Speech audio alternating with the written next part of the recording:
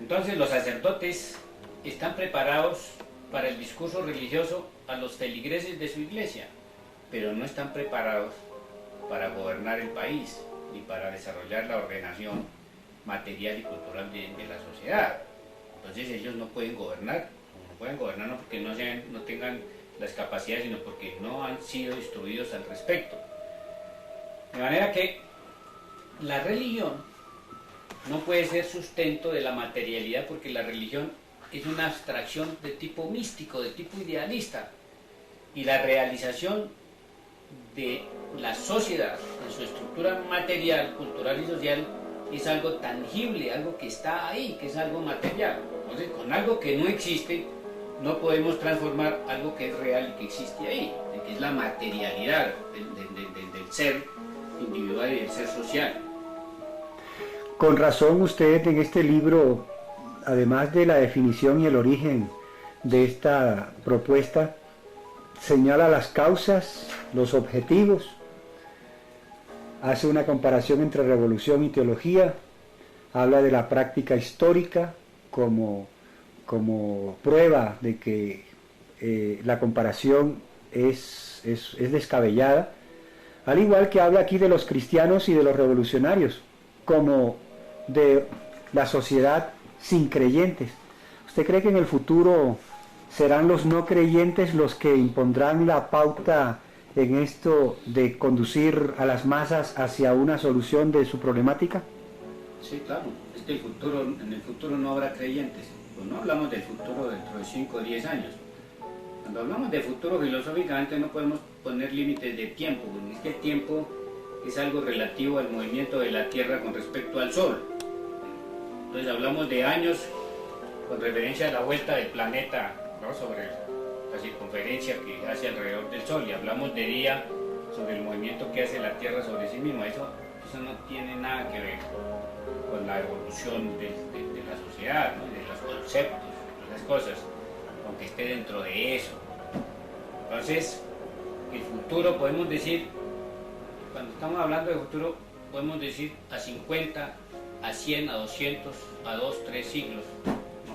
Pero no estamos hablando en la inmediatez. Por ejemplo, no hablamos para la generación. Cuando uno habla filosóficamente no habla para la generación de uno, sino habla para la humanidad, para la sociedad.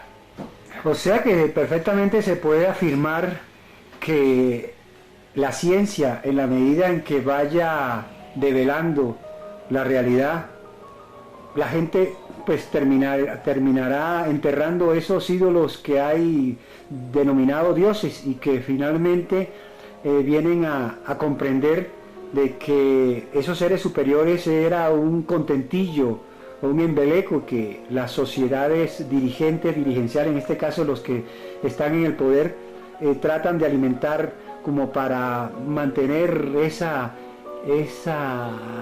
con ese patinaje, por decir algo, de la sociedad, y que no logren pues captar la verdadera esencia del vivir, y que ya se enrumben hacia una solución definitiva de los problemas que vive la humanidad.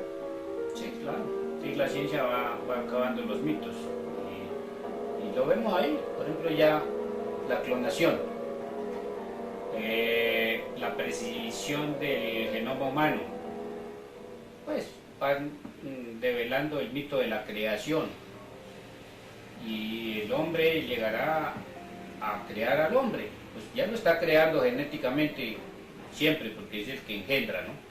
Pero ya a través, no de la relación sexual clásica, sino a través de la relación de laboratorio, pues se podrán hacer seres vivos a voluntad de los que los llevan a cabo. Entonces significa que la materialidad del existir es una materialidad al margen del mito y de las creencias. O sea que, respetando la creencia de cada cual en materia religiosa, habría que decir con toda sinceridad que están viviendo en el pasado, y que en la medida en que ellos se ilustren un poco más sobre este fenómeno religioso, finalmente van a darse cuenta de que han estado creyendo en cosas intangibles que no los van a conducir a nada. Sí, claro. y definitivamente el futuro será, bueno, un futuro a largo plazo será de los no creyentes. Sí, de los hombres de ciencia, ¿no? De la sabiduría. El futuro es de la sabiduría. O sea que aquí tendríamos que traer a cuento a Platón con su república, que quienes dirigirán los países serán los sabios. Y pues en esta medida hablamos de sabios que son conscientes o más bien consecuentes con su pensamiento, que en la medida en que no acepten seres superiores, ellos son los que a la postre terminan volviéndose superiores y convirtiendo a la humanidad en lo que se busca, que es una armonía total. Ya la sociedad sería la ama de la naturaleza, porque habría llegado la ciencia a tal punto de que las fuerzas de la naturaleza estarían completamente al servicio de la sociedad. Entonces la diferencia con la República de Platón consistiría en que no habría esclavos ni habría militares. Es que la República de Platón estaba dividida en tres estamentos: los sabios que gobernaban, los militares que defendían la República y los esclavos que trabajaban para los sabios, para los militares, ¿no? Y para ellos mismos.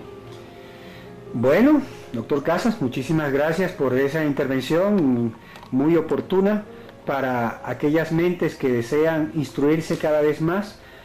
Y bueno, solo esperamos que los televidentes puedan acompañarnos en la próxima entrega de esta descripción de la obra del doctor Ulises Casas, director de la Escuela Ideológica de Filosofía, Historia y Economía Política.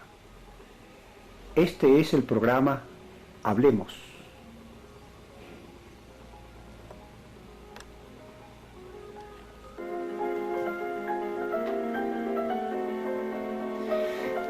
Bienvenido nuevamente a un programa más de Hablemos. Continuamos con el tema que nos ocupa y es precisamente la obra del doctor Ulises Casas, director de la Escuela Ideológica de Filosofía, Historia y Economía Política. Este precisamente es otro de sus libros que se llama precisamente La alienación. La alienación es el tema que nos ocupará en este momento y es su propio autor quien nos explicará este texto. Bienvenido, doctor Casas. Cuénteme, este libro de la alienación, ¿qué significa? ¿O qué quiere decir usted con ello? Pues con la alienación, que es un fenómeno de las sociedades modernas capitalistas, estamos indicando que el ser humano pierde su esencia bajo el peso de la producción de mercancías. Entonces el individuo, el ser humano, que es el que produce los bienes para satisfacer las necesidades básicas, materiales y culturales de sí mismo, resulta esclavo de eso mismo que produce. Un ejemplo, el hombre es el que produce el automóvil, y el automóvil presta varios servicios. Puede ser un servicio de transporte, de traslación de objetos, de traslación del ser humano, pero también cumple una función de dominación social. Miren, el personaje que adquiere un vehículo, un automóvil, pues ya se considera con un poder sobre los demás, se considera que tiene más posición social, y el que no lo tiene, pues desea tenerlo en esa sociedad capitalista moderna. Entonces, en la sociedad esta en que vivimos, el individuo no es él, sino lo que tiene, lo que posee. En la medida en que posee más bienes, es menos él. Entonces, la alienación significa lo otro, el otro. Aliens es el otro. Entonces, el otro es el objeto. Entonces, yo sujeto mercancía, objeto. El sujeto produce el objeto, el hombre produce la mercancía, pero luego la mercancía se convierte en sujeto, es decir, en un ente que influencia al que la produjo. Esa es la alienación. Me gustaría dejar aquí sentada el contenido de este libro, donde se habla en el capítulo primero de la alienación material, de una alienación intelectual. Después se habla de la liquidación de la alienación, que ya suena como más interesante, como es la estructura material, la sociedad en sí, la superestructura y lo que es la nueva sociedad. ¿Usted puede asegurar de que existe un proceso lógico que permita que los alienados se desalienen? Sí, claro, el proceso lleva a que la persona tome conciencia de que cada día que tiene más cosas es menos él. Mire, hay una frase de Epicuro que cita Séneca y afirma: quien vive de acuerdo con la naturaleza no es pobre. Quien vive de acuerdo con la opinión jamás será rico. Entonces, ¿qué significa eso, no? Que para vivir tranquilamente, en armonía con todo nuestro entorno, no se necesita sino lo necesario. Sí, y ser natural. Y el que aspira a tener más de lo necesario es un inconforme que no puede vivir feliz. Nunca, nunca. Es decir, el que vive de acuerdo con la opinión, que la opinión es que el individuo tenga, es decir, que esté alienado, que tenga más y que yo tenga más, pues jamás será rico porque siempre desea tener más, ¿no? Y entonces lo complementa con otro que dice: el pobre, el verdaderamente pobre, es aquel que desea tener. Ese es el que es pobre. Usted aquí señala unos pasos muy importantes que hay que estudiar como para entender el fenómeno de la alienación, y dice, habla en lo cultural, se refiere directamente al arte, en lo ideológico, a lo religioso, en lo político, a lo organizativo, tanto familiar como comunal y nacional. ¿Usted cree que esos son los pasos fundamentales para erradicar la alienación en la sociedad? Erradicar la alienación es más bien un proceso individual, ¿no? Tiene que comenzar siendo individual, que se propague al grupo, que se propague a la sociedad. Porque es tomar conciencia de que el ser humano existe por sí mismo. Entonces ese fenómeno pues tiene que ser un proceso de conocimiento permanente, tanto de los fenómenos naturales como de los fenómenos sociales. De lo contrario no se puede desalienar, tiene que el individuo llegar a tener conocimiento de que lo significa una sociedad de consumo, una sociedad de mercancías. Y a través de ese conocimiento y de querer salir de esa angustia que produce esa cantidad de objetos que lo esclavizan, pues salir de eso, pero no lo puede hacer en una generación, sino en muchas generaciones, porque de todas maneras lo que nos da la certeza de que todo eso va a cambiar es que como materialistas dialécticos sabemos que todo fenómeno cambia permanentemente. O sea que se puede afirmar que lo que ha producido estos alienados es la sociedad de consumo. Sí, la sociedad capitalista, que es una sociedad en que la mercancía y el dinero, que es su expresión máxima, es el Dios de esa sociedad. Sí, porque se ha dado uno cuenta que en los regímenes, digamos, primitivos no existía la alienación, mientras que ya en el régimen esclavista, en el feudal y en el capitalista, poco a poco se ha venido dando esa alienación. Sí, donde es propiedad individual. Sí, pero explíqueme esto, ¿cómo podemos, digamos, diferenciar a aquella persona alienada de los objetos que existen, a aquel que por amor, por gusto, por no sé qué, se aferra a un objeto en particular como aquellos que viven detrás de los computadores. ¿Qué diferencia hay? No es la misma alienación, ¿no? Porque es que, ¿qué es el computador? El computador es un objeto que sirve para adquirir conocimientos técnicos para el juego, para pues, una serie de conductas, ¿no? Que responden a lo que se desarrolla en la sociedad capitalista. Cuénteme esto de la superestructura que usted señala aquí, ¿a qué se refiere cuando hace alusión a las instituciones? ¿Las instituciones también se encuentran alienadas? No, las instituciones son, digamos, la expresión de las estructuras económicas. Llamamos superestructuras porque la estructura sería la materialidad de la sociedad económica. En la sociedad capitalista la estructura son las fábricas, la tierra, los instrumentos de trabajo, etcétera, etcétera. Y las superestructuras son las instituciones. Entonces, por ejemplo, la sociedad capitalista genera instituciones que llamamos democráticas o representativas, un parlamento, genera una academia, genera unas instituciones de salud, en fin. Entonces, esas estructuras pues están determinadas por la materialidad de esa sociedad y van cambiando de acuerdo a cómo va cambiando la materialidad o la estructura de esa sociedad. Lo que sucede es que prácticamente hasta ahora, aunque haya habido ciclos históricos, esos del esclavismo, del feudalismo, del capitalismo, en última instancia estos tres son similares en cuanto a estructura porque son de propiedad privada. Y la que no ha sido de propiedad privada ha sido la comunidad primitiva.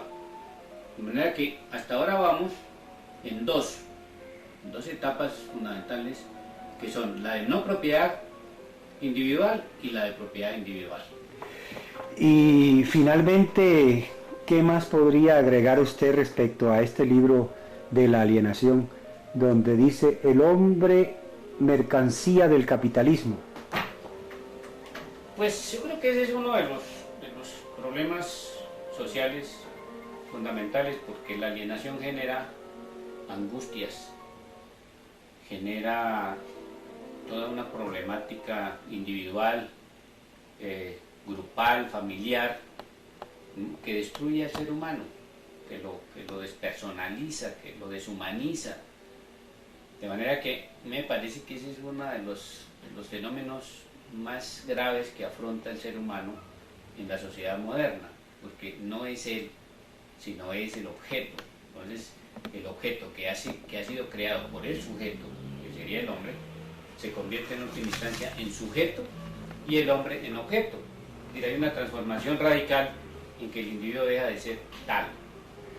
Bueno, por último, para cerrar este segmento, quiero recordarle a los televidentes que los libros que se han ya descrito aquí corresponden exactamente a los siguientes años. Por ejemplo, el de la propiedad privada fue escrito en 1973, si no me equivoco.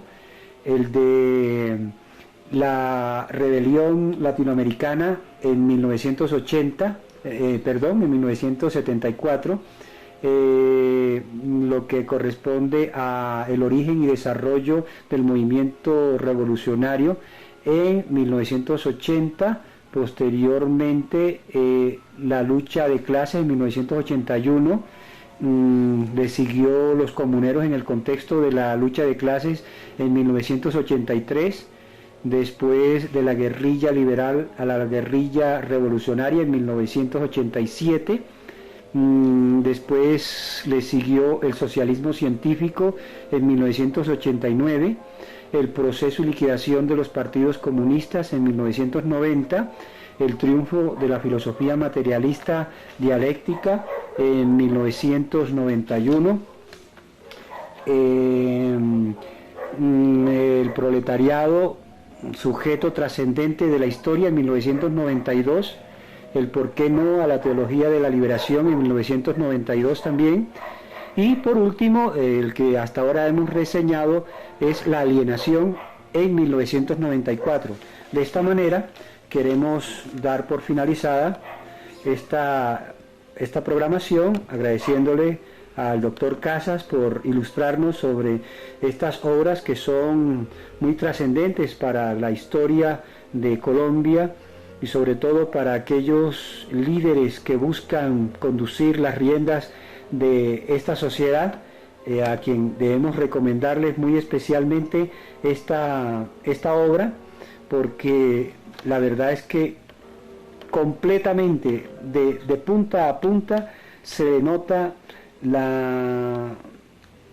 el interés, o más bien la obligatoriedad de tratar temas de nuestra sociedad para así ilustrar a aquellos que no se han documentado debidamente, sino que han bebido en las fuentes de aquellos escritores que maquillan las historias, que es exactamente contrario a lo que usted hace, doctor Casas. Así que le agradecemos muchísimo nuevamente su colaboración y esperamos contar con su presencia en los próximos programas para que nos termine de ilustrar sobre su obra como escritor, investigador y también como director de la Escuela Ideológica de Historia, de Filosofía, Historia y Economía Política. Hasta la próxima.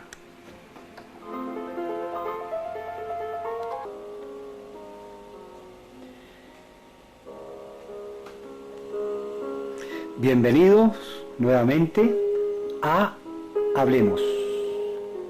Bueno, continuemos hablando de la Escuela Ideológica de Filosofía, Historia y Economía Política, y más directamente de la obra de su director. Esta vez nos tropezamos con otro de los temas de mucha trascendencia, como es el ocaso del capitalismo y el fin de sus nacionalidades. Como ven, Ulises Casas es su autor. Hablemos con el doctor Ulises Casas. Doctor, otra bienvenida y háblenos sobre este libro de El ocaso del capitalismo y el fin de sus nacionalidades. Este es un texto que responde a los cambios que se vienen generando desde los años 90 en Europa, cuando se van rompiendo las fronteras y se va conformando lo que llamaron primero el mercado común europeo, la comunidad europea, y van conformando prácticamente una nación, muchas que fueron. El capitalismo es un proceso en el cual los mercados se van expandiendo universalmente. Y como el capitalismo generó las naciones, y antes del capitalismo existían las monarquías como expresión política del modo de producción feudal. Las monarquías eran inmensos territorios que pertenecían a las familias feudales monárquicas. No había prácticamente delimitaciones, sino familias que dominaban fundamentalmente en Europa y que además fueron las que colonizaron estos países invadiéndolos. Con el desarrollo del capitalismo, que comienza siendo una producción y un mercado territoriales, circunscritos a unos territorios, surgen las naciones y los países. Entonces aparece ya Francia con una delimitación, Alemania con otra, Inglaterra, etc., más delimitados, aunque existían anteriormente con esos nombres, ¿no? Pero también eran nombres diferentes, por ejemplo, la Confederación Germánica, el Sacro Imperio Romano Germánico, las Austrias, ¿no? España, etcétera, el Reino de Aragón, etcétera, etcétera. Pero eran fundamentalmente territorios bajo el dominio de las familias, de los Habsburgo, de los Borbones, de los Hohenzollern, en fin, eran familias de las monarquías feudales. El capitalismo va delimitando más cada vez más y aparecen ya las naciones sustentadas en una producción y una población determinadas muy concretas. Pero cuando se va expandiendo el capitalismo, entonces el mercado también exige otros territorios y comienza a haber competencias y comienza a haber fronteras para, digamos, reglamentar la competencia. Se establecen fronteras aduaneras, de manera que para que una mercancía salga de un país a otro país necesita pagar unos aranceles, unos impuestos, que los paga para la nación que exporta y que los paga también en la población o en la nación que importa. Entonces se establece, digamos, unas delimitaciones, pero el crecimiento del capitalismo es de tal naturaleza que va rompiendo esas delimitaciones. Permítame, discúlpeme, doctor, me parece muy interesante lo que usted está haciendo, pero me gustaría ilustrar un poco a los teleaudientes, haciendo alusión al contenido de este texto. Aquí, por ejemplo, cuando usted inicia en la definición, hablando de la tribu, después de los imperios, después de las naciones, entra ya de lleno a hablar de los imperios a las naciones, al igual que, digamos, en los capítulos siguientes, de las constituciones nacionales, de la institucionalidad imperialista, de la nueva expansión capitalista mundial. Hablemos un poco de esto. Entremos directamente en el tema aludiendo al marco institucional burgués que hace referencia a las constituciones nacionales. En Europa se da la Revolución Francesa. La Revolución Francesa es, digamos, la expresión típica del cambio de institucionalidad feudal a la institucionalidad capitalista. Entonces allí se convoca una Asamblea Nacional Constituyente, se da una orientación pues ya representativa a las formas de gobierno, y eso es imitado por todos otros países a donde llega esa revolución.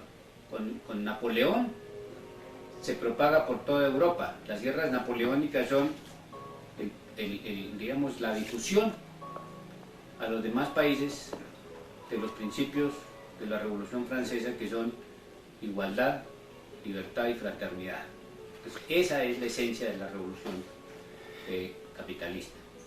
Dentro de esa misma temática se habla de la soberanía nacional, de la independencia, de la unidad de naciones, de la competencia que une y divide a las naciones, la contradicción burguesa por los mercados mundiales, en fin, hay una serie de temas que sería difícil entrar a desmenuzarlos así más detenidamente, pero nos gustaría que pasáramos al siguiente capítulo, donde habla de la institucionalidad imperialista, habla de las naciones desarrolladas y naciones colonizadas, habla del nacionalismo de la era imperialista, de la Segunda Guerra Mundial y la bipolaridad, habla de los dos campos nacionales fundamentales y de las organizaciones nacionales particulares.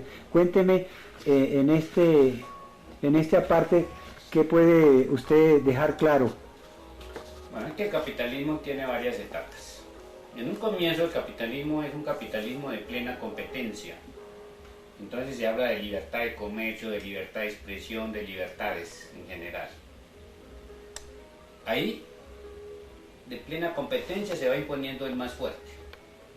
En su proceso de desarrollo, los más fuertes van eliminando a los menos fuertes y van desapareciendo los débiles. Entonces se produce la concentración, que es una ley del capitalismo. Concentración y acumulación de capital. Eso lleva al monopolio. Y cuando se llega al monopolio, entonces llegamos a la era monopolista del capitalismo, o sea, el imperialismo. Al mismo tiempo, se van desarrollando digamos, la materialidad. Primero es la industria, luego esa industria desarrolla el comercio y viceversa, ¿no? Se van complementando, que es una cuestión dialéctica, y va generando un sector financiero. El sector financiero es, digamos, como la caja la caja en donde el dinero del desarrollo industrial y comercial se guarda, y luego ese sector financiero se independiza y pasa a ser dominante. Entonces llegamos a la era del imperialismo moderno, que es monopolista, y ahí ya las nacionalidades o las naciones van desapareciendo porque el capital se internacionaliza. Entonces el capital ya no es nacional, dejó de ser nacional cuando llegó a ser monopolista, y entonces es mundial, y entonces hoy día llamamos de la globalización, de las grandes fusiones de las grandes empresas y de la internacionalización de la economía. Sí, aquí precisamente dentro de este tema de la institucionalidad imperialista también se habla de la Organización de las Naciones Unidas y, en fin, una serie de organismos que posteriormente se vienen a dar a raíz de la Organización de las Naciones Unidas o ONU, y es cuando usted aquí al parecer habla de una expansión capitalista mundial. Dice de la revolución industrial y tecnológica de finales del siglo XX, de las comunidades europeas, del Tratado de Libre Comercio NAFTA o TLC, el de los Estados Unidos con Canadá y México, el derrumbe de los regímenes del campo socialista, las naciones superstites es la cosa, las nuevas naciones, la crisis del capitalismo, la ONU como gobierno universal, el poder legislativo, el ejecutivo, el judicial, la secretaría o presidencia parlamentaria. ¿Usted cree que la ONU, en verdad, a la postre podría instituirse como un gobierno a nivel universal? Sí, claro, tiene que darse. La perspectiva, vamos hacia allá. La ONU es como un germen de ese gobierno mundial, que todavía pues está, diríamos, en comienzos de estructurarse, pero es de todas maneras representativo, porque allí están todas las naciones del mundo y tiene una carta, ¿no?, a la cual están obligados todos los estados que pertenecen a la Organización de Naciones Unidas, de manera que es casi un germen de gobierno futuro, pues que tiene ya funciones muy determinadas de gobierno, porque de allí surgen unos decretos, unas determinaciones para intervenir en determinadas partes del planeta, regula una serie de actividades en la economía, en la educación, en la salud, en fin, tiene una serie de funciones que son de carácter internacional. ¿Usted diría que los países que llaman los no alineados están cumpliendo como tal en la ONU u Organización de las Naciones Unidas? Lo de los países no alineados fue, digamos, como un momento que ya hoy día ya no existe. Eso fue en un momento en el que había los bloques socialista y capitalista, sí. Socialista y capitalista, y en medio de ellos estaban los países dependientes de unos y de otros. Entonces se le ocurrió a un gobernante, creo que fue Tito en Yugoslavia, y luego a Nasser, el mariscal Tito, sí, que se organizaran aquellos países que no tenían el desarrollo ni de los países capitalistas ni de los países socialistas, fundamentalmente de la Unión Soviética, en un grupo de países que llamaron no alineados, y no estaban ni al lado del uno ni al lado del otro, y como eran, digamos, países en donde había riquezas petroleras, pues tenían cierto poder para exigir de los otros países una serie de prestaciones o de atenciones, ¿no? Entonces, eso fue momentáneo, porque cuando ya se desploma el socialismo y el imperialismo y el capitalismo copan todos los rincones del planeta, pues ya no hay lugar para los no alineados. Bueno, esta pregunta cabe aquí. Ahora, la OPEP, o sea, la Organización de Países Exportadores de Petróleo, que se encuentra en estos días sesionando, ellos no serán que están formando un bloque paralelo a la Organización de las Naciones Unidas, dado que los Estados Unidos siempre es el que lleva la batuta en la Organización de las Naciones Unidas, u ONU. No, porque es que los países petroleros en última instancia dependen de los dólares de los Estados Unidos y de las potencias imperialistas. Entonces son ahí como ciertas manifestaciones de inconformismo. De inconformismo para que tengan mejores condiciones económicas en sus mercados, en sus productos, en fin, ¿no? Y los caciques, los jeques y todos esos personajes que son los dueños del petróleo, pues disfrutan de unas posiciones mejores todavía que los capitalistas de Occidente. Reciben un dinero que tienen que gastárselo, al menos el capitalista lo invierte otra vez en cierta parte en las estructuras, pero es que un jeque no invierte en cosas, sino que los ponen en los mismos bancos de Occidente. Bueno, y con este tema pues damos por finalizada esta programación. Esperamos que les haya agradado y también que nos acompañen en la próxima, dado que la gran colaboración que nos está prestando el doctor Ulises Casas al darnos un recuento de su obra, pues nos sirve de mucho porque la obra precisamente está fundamentada en los acontecimientos reales de la historia tanto nacional como internacional, y eso es precisamente lo que aquí estamos aprovechando. Gracias nuevamente al doctor Ulises Casas y a todos ustedes.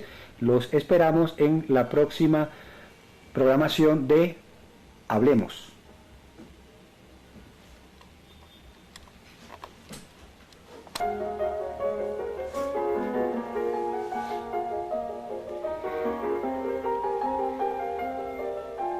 Estamos dando la bienvenida a todos los televidentes a una nueva programación de Hablemos. Continuamos con la temática que traemos y es precisamente la obra del doctor Ulises Casas. Este es otro de sus libros, El desplome de los regímenes comunistas, el futuro de la revolución socialista.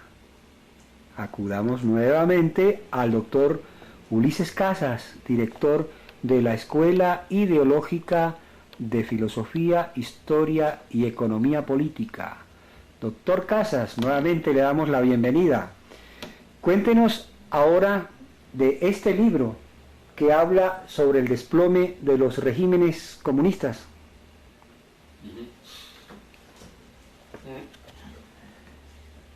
En los regímenes socialistas, como anotamos en alguna ocasión,